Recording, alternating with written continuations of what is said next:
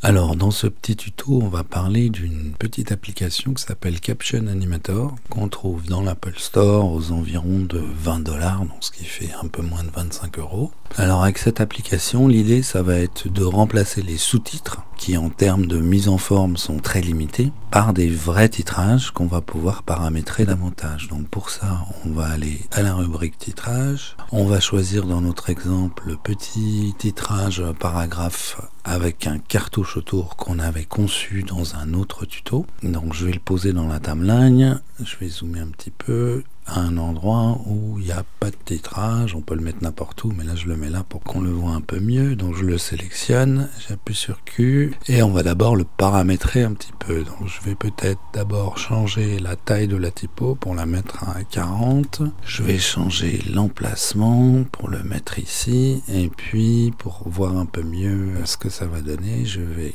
double-cliquer un titrage, copier le texte et le mettre à la place de ce qui existe déjà. Voilà, donc on peut le paramétrer un petit peu. On peut, si on veut, changer la typo. On peut par exemple choisir Loopy Juice. Alors Loopy Juice, tout simplement parce que ça ressemble un petit peu à la typo qui est utilisée dans le petit logo en haut à gauche. Voilà, on peut, si on souhaite, paramétrer un tout petit peu le titrage. Par exemple, si on veut vraiment que ça apparaisse sur une seule ligne, l'écarter un peu. On voit jusqu'où, quand on double-clique, jusqu'où ça peut aller. Si le texte est plus long que ça, ça sautera une ligne. Pourquoi pas. Donc une fois que c'est fait, il va suffire de retrouver notre projet. Et puis on va ouvrir l'extension de flux de production qui se trouve dans cette petite boîte ici, donc Caption Animator.